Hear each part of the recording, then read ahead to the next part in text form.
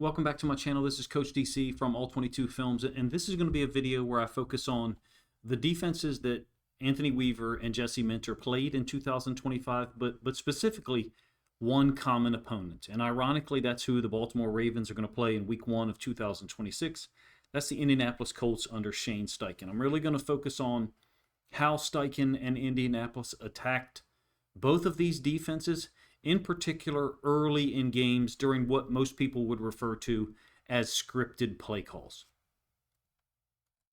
So we'll get right to the film here, and I don't think I'm going to have 10 or 11 plays queued up here. This screen or this angle that we have is a little bit unusual because of the shading, but Week 1, the Miami Dolphins played the Colts, and then Week 7, the Chargers played Indianapolis. We're going to focus on how consistently Steichen had his team attack into the boundary. This is the base defense on the field for Miami. In fact, that's one of the differences between the Chargers, Ravens, Seahawks, is that they're so consistently in a nickel defense. I say differences between them and the Miami Dolphins. As an aside, I did a Dante Trader film study, a video about a month ago, and I will tell you that Weaver didn't spend as much time in a base nickel platform, and how I can prove that is Trader was not on the field in Miami's base 3-4 structure, but he was in their nickel. I'm going to be switching between these two games here. Again, Week 1 against the Dolphins, Week 7 against the Chargers, and there's some similarities that show up mostly first and second quarter play calls. So I believe this is a clear out concept, and the running back route is designed to hold a flat defender. In this case, I think it's going to be the OLB who's kind of walked off. That may be Jalen Phillips. Warren is going to be the target here. This really just ends up being math into the boundary. So the boundary side corner is going to get depth with the outside route, the route by number 1. The number 1 receiver into the boundary consistently in these two games was used to occupy corners and or safeties. And in this case, I'm talking about that outside corner right there. There's multiple coverages, let's put it that way. I haven't figured out specifically what coverage the Chargers are in at times. It's a little bit more difficult to figure out. I think there's a lot of split field stuff. But the point is, you get running back occupying the OLB, boundary side corner being occupied by the number 1 receiver, the stand-up wide receiver to the boundary, and Warren ends up being the recipient, essentially clearing out space up there into the boundary. It's the first place that the quarterback, Daniel Jones, looks once he gets the football in his hand. I'm talking about right here. I think he's just checking the boundary side safety to see his leverage, his width as it relates to the top of the numbers, and this route here. Once the corner decides to take number 1, the top side corner, it's easy. It's wide open space. Very similar in some ways to how Steichen attacked the Ravens in 2023 when Mike McDonald was our defensive coordinator. Why? Well, because the nickel defender is set to the field 95, 97, 98% of the time at the NFL level or any level for that matter. And the Chargers, Derwin James was the dedicated nickel. Miami, I don't exactly know who it was. That it changed depending on week for whatever reason. And in Baltimore, obviously, it's going to be Kyle Hamilton. I'll get back to talking about some field and boundary situations and how I think Steichen and the Colts were almost, in particular early in the games when they had a scripted set of plays probably drawn up, attacking into the boundary away from the nickel. Now here, again in that Week 1 game against the Dolphins, ball's in the middle of the field. So it's perfectly set between the hashes here. The Dolphins are in their base 3-4 structure. That's Phillips down there with an outside corner. So Miami's kind of playing 3-over-2 here to the downside. I'm talking about these 3 defenders over those 2 stack receivers. It's a 12 personnel look. It looks like a nickel for Miami in the box. I'm talking about those 6 defenders there, 2 high safety structure, and then the boundary side corner acting as a 7th defender, support player, if you will, overhang. Like I said, the outside linebacker is over the twins to the bottom side of the screen. One of the things that Steichen ran a ton of against these two teams was split zone or trap. So what I mean by split zone is all of the offensive line is working to their left, the top side of the screen. That's those orange lines there. And then the tight end is working across the heels of the offensive line and going to kick out this. Well, he's an edge defender because he's in a 5, but really he's a defensive end because, again, this is the OLB for Miami. And then the running back's just taking this downhill, almost has, a two-way go.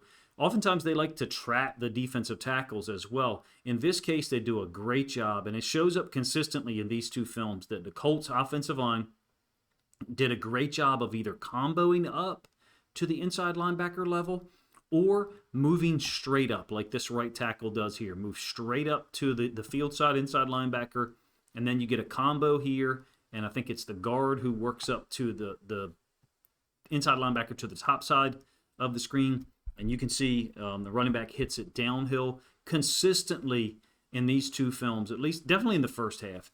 Indianapolis was getting up to the linebacker level, getting up to the second level of the defense on these split zone and trap schemes. Why does that matter? Well, you're in a two high safety structure, so just sheer math. You've got two guys who are out of the box, distended, if you will. In addition, an OLB is widened up to twins, so from a mathematical standpoint, the Dolphins don't have enough guys here, in my opinion, if they're not going to spill things and take things on a little bit better as an edge defender or that 5 technique. We know that's the game. That's what Minter and Weaver want to do. Very similar to Mike McDonald. Stop the run on 1st and 10, get you into 2nd and 8, maybe 3rd and 6. Zach Orr wanted to do the same thing. He just wasn't as successful in being able to navigate or make the right coverage/blitz call at the right time.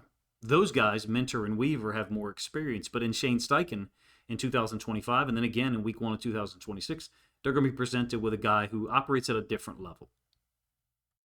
Another element that really showed up a ton was attacking into the boundary with the running backs, whether that was in the pass game or the run game. And I don't really have the stat totals. I think Jonathan Taylor had 7 catches on 7 targets between these two games. But this is moving forward to the Week 7 matchup. It's a 1st and 10. In fact, I think this is the first possession. 11 personnel. So you've got tight end to the bottom side of the screen, and you're going to get a wheel into the boundary. And once again, a clear out route by number 1. I think that they were attacking the will linebacker often. We're talking about the boundary side inside linebacker. That's the will generally at the NFL level. The field side inside linebacker is the Mike. And you can see he's clearly making some kind of coverage call here between him, the boundary side safety, which is actually Derwin James, and the boundary side corner. So number 1, a clear out. That's the yellow route. Number 2, Warren on this kind of pseudo wheel.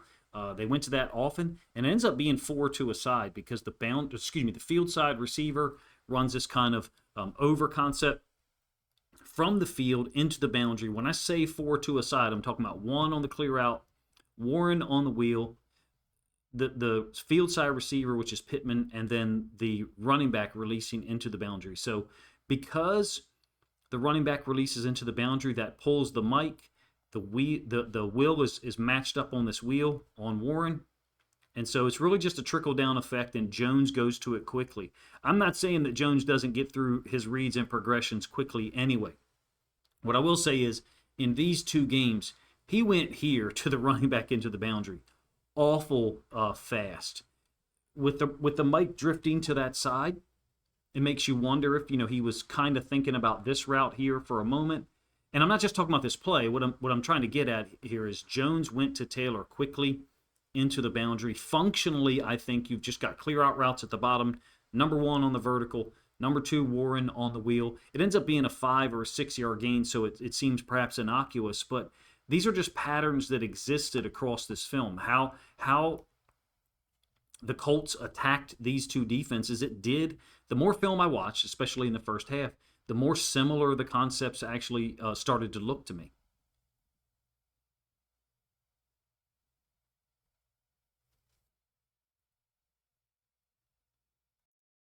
I think they both actually played the Commanders as well in 2025. I have both of those games. I just haven't had an opportunity to break them down.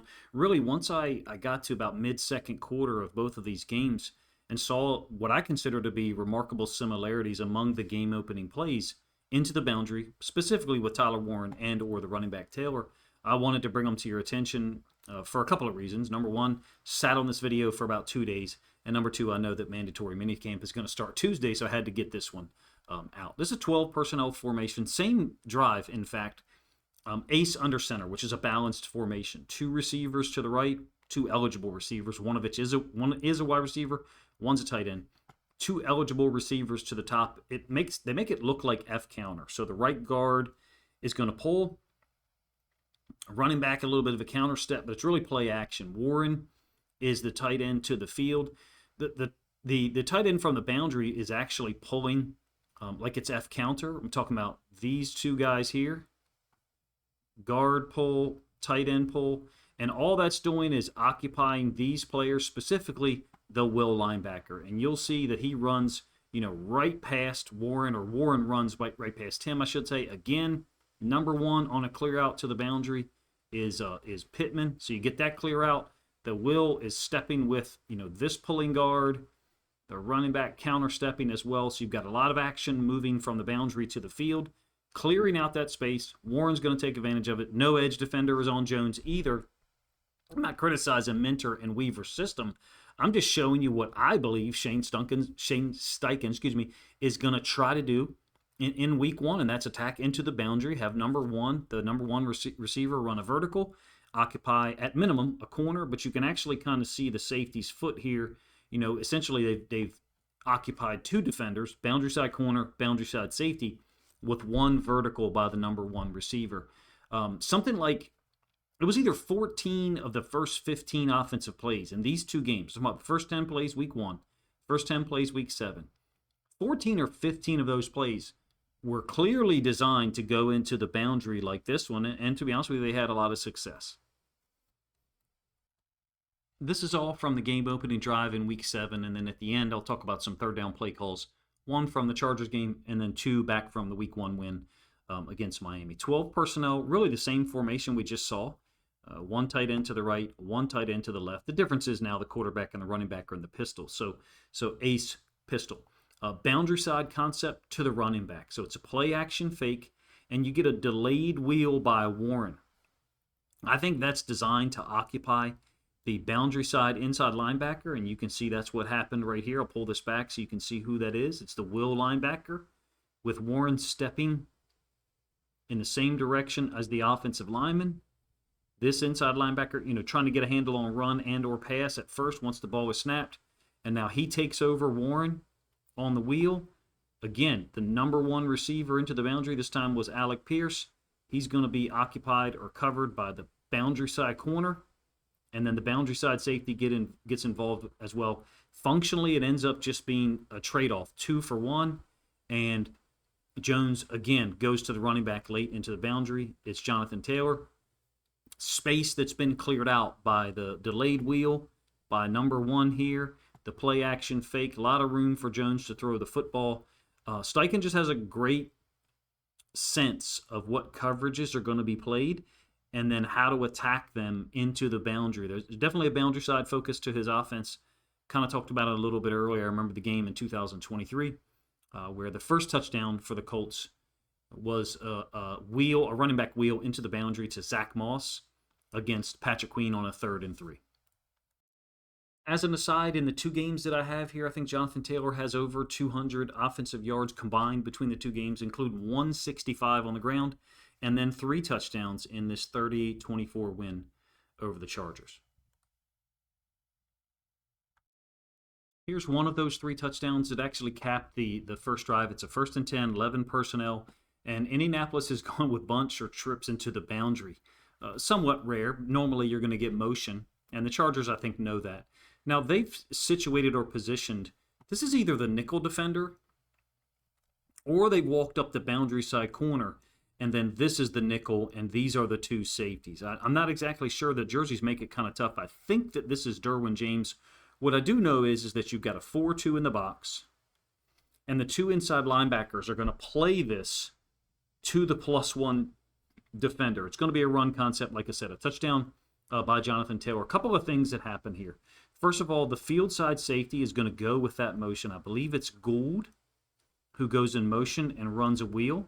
So kind of pulls this guy out of there. It doesn't really matter as far as the point of attack. But what does matter is how the inside linebackers play this, with the offensive line working to the bottom side of our screen or the right for the Colts. Those inside linebackers are going to play underneath of this. So what I mean is they're going to end up underneath of blocks. So here and here, maybe I should change colors since they have such gaudy uniforms. We're talking about this guy here and one of those two helmets that's there. They step, I'm not saying they step wrong, but they're playing this to the unblocked defender, whether that is a corner or is a nickel DB. You can see he's left unblocked, and he kind of steps down here. Taylor hits it straight up the gut. You do have he hits it straight on his path off the snap. And then the boundary side safety, completely a missed tackle, is first possession, and you've got multiple plays being run into the boundary, so much so that the Chargers actually set the nickel into the boundary on the final play of the drive. Like I said, it ended up being a 23-yard touchdown for Taylor. I think puts them up 7-0.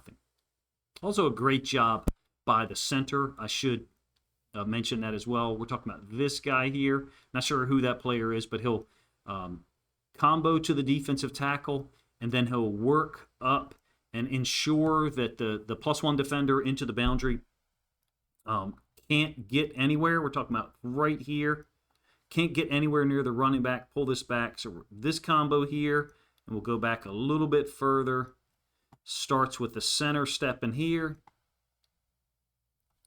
You can kind of see his helmet there, and then he's going to work to the +1 defender into the boundary. I'm calling him a +1 defender because I don't know if it's actually a nickel DB or not. In any case, it's a great first possession for Indianapolis.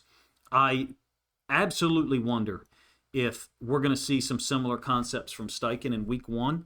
Basically, with Kyle Hamilton as the dedicated nickel, wouldn't you want to avoid him and run a bunch of plays into the boundary if you were calling offensive concepts? You know, something like this wheel to hold the nickel DB, in this case Kyle Hamilton, and attack or put pressure on our boundary inside linebacker, the will position.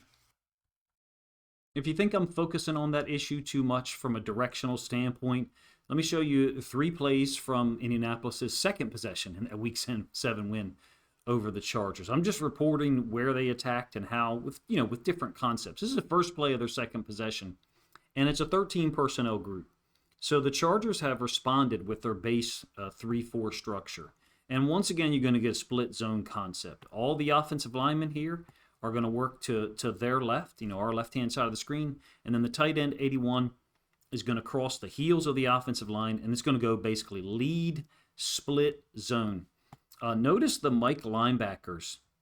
Depth, number 1, or alignment, he's literally on the midline. He's on the midline with the center, quarterback, and Jonathan Taylor, as well as the nose tackle. And he's looking, if you ask me, here to here. So he's probably seeing the left guard, the fullback, which is Warren, and the tight end, 81. Basically, he's just trying to match numbers. And because they go, split zone-ish with the motion by 81, he kind of slow plays this. And I don't think that the center and right guard for the Colts handle this well at all. The nose tackle and the defensive tackle really stack this up. But notice where it goes, into the boundary.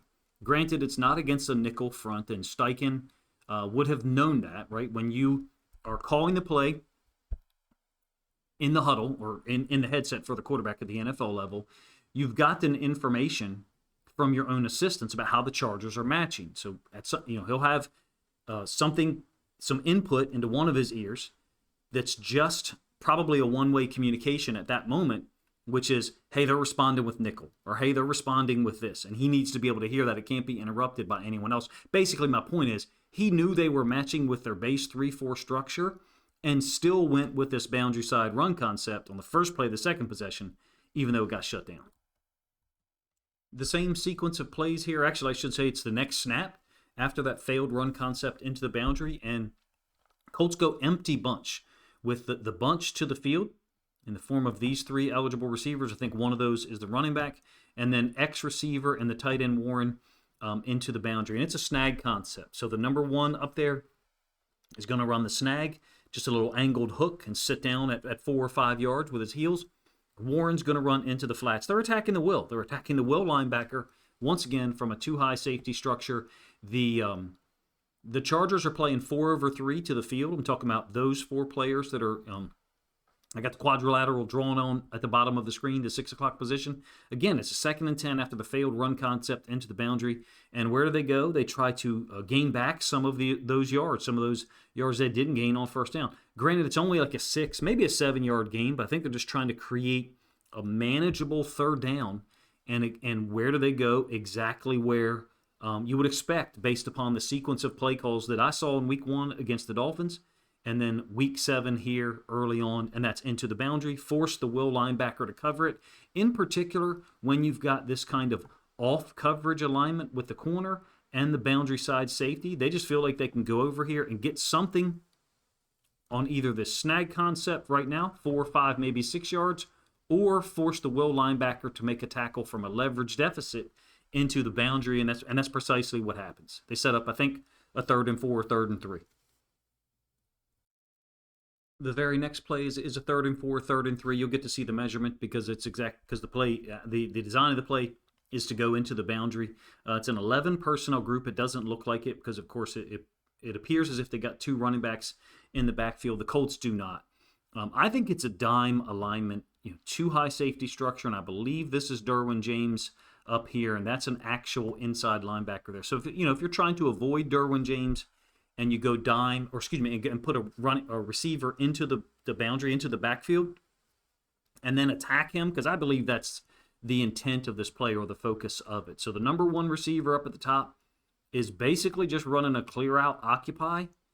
He took an inside release against the corner, and then he's going to break inside once again. And I think this fits in line with what we've seen so far for some of the plays. And maybe my descriptions fail, but basically it's a 2-for-1 from Colts standpoint, and it's a bad snap. So Jones doesn't really have much chance here, but as soon as he looks up, I think he's looking to the top side of the screen. His field of vision, maybe these 2 lines aren't perfect for you, but he's definitely looking somewhere up here to see what that boundary side safety does.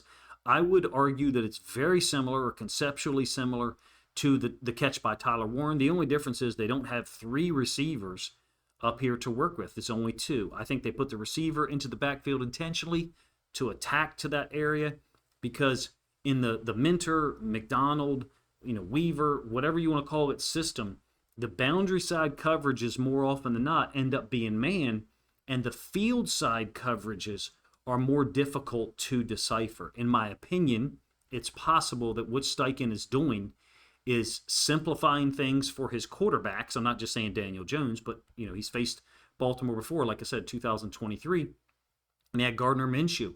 When we go dime, things look a little bit simpler. I think Minter and Weaver, week 1 of 2026, some would say they would have an advantage. I'm not so sure. Steichen has made it clear where he wants to go. This is a 3rd play in a row from the 2nd possession where the focus, the intent of the design was into the boundary quite clearly. How do I think that helps the Ravens? Well, Minter and Weaver were obviously there. They were the guys calling plays in these 2 games, first of all. Second of all, they've had the opportunity to evaluate it, analyze it, and then scout everything else that the Colts and Shane Steichen do. I think we'll be prepared for week 1 against the Colts. I'm just giving you an idea of the thought process that maybe 5-10% of the thought process that Minter and Weaver have leading up to that game. I know we're a long way out. I've got 2 more here that are going to focus on 3rd downs and what play calls Steichen used in these 2 games. This is early. I think we're late into the first quarter here of the week 1 matchup against the Dolphins. Really a dominant win for Indianapolis. Ball's on the left hash. That's what the blue line indicates there. And Miami's showing man. They match the formation, and here's what I mean. It's kind of a broken bunch a little bit by the Colts in that you have a receiver who's stepping in. Why? Why is he going there? Well, when the play concept is revealed, you'll understand.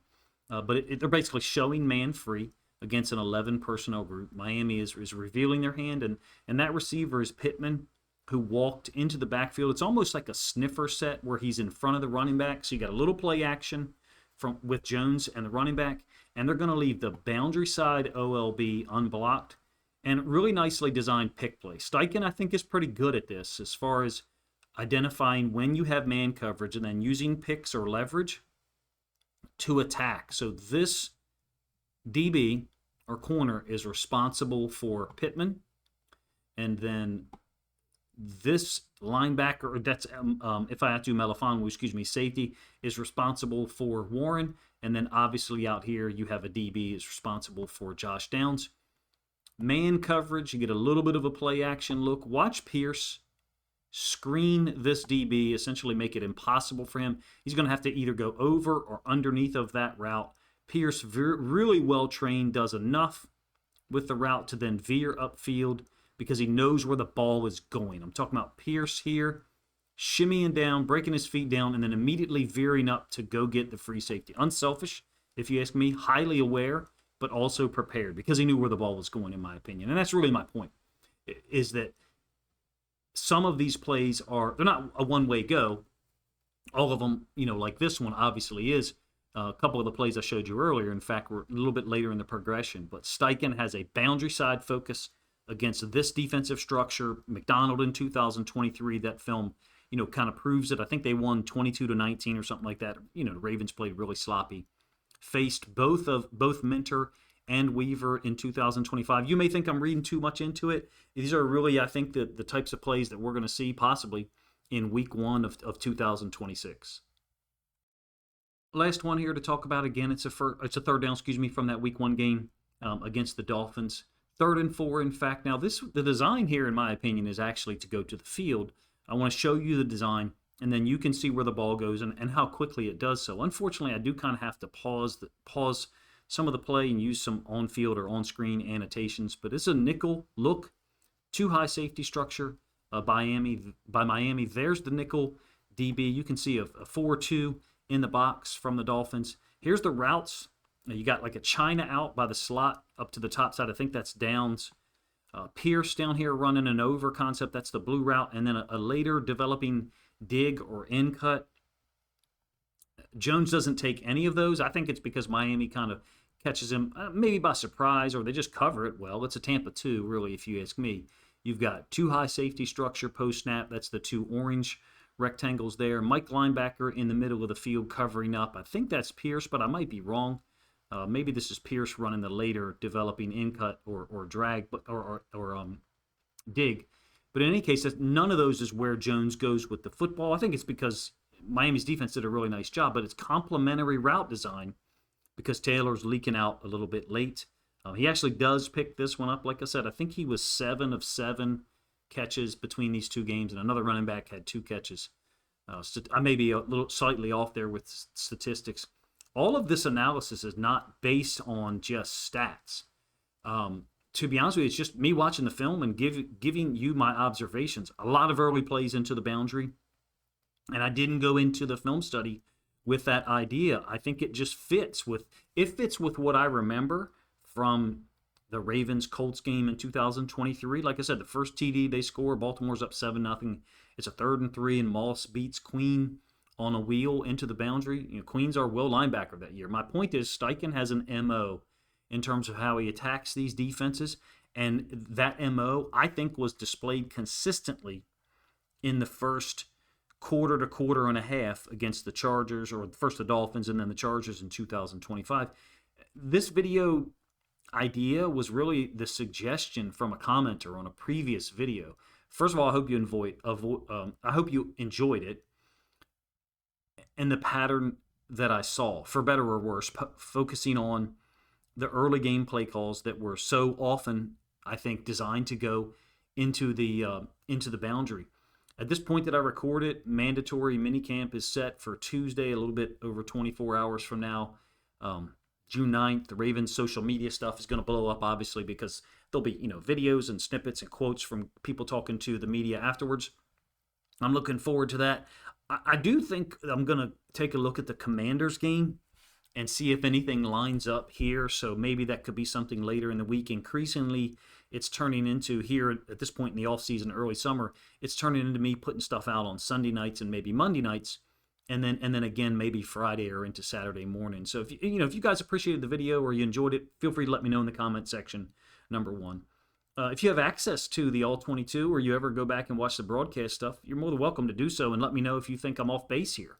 To me, Steichen is a guy that we're going to see in week 1 who has a way, or what he considers to be an efficient manner of attacking this defensive structure. And so, to me, now the ball is in Minter and Weaver's court to kind of either A, go against those tendencies and force Steichen's quarterback, whoever it is, in week 1, to hesitate for a moment and allow the pass rush to get there, or just stick with what they've been doing and hopefully execute things a little bit better. So if you guys think other Ravens fans would enjoy this film study look, albeit one that really only focuses on the first quarter and a half of these two matchups, if you think other Ravens fans would enjoy it, please consider grabbing a link to this video, sharing it out on social media to help this content get more reach. Appreciate you guys' time.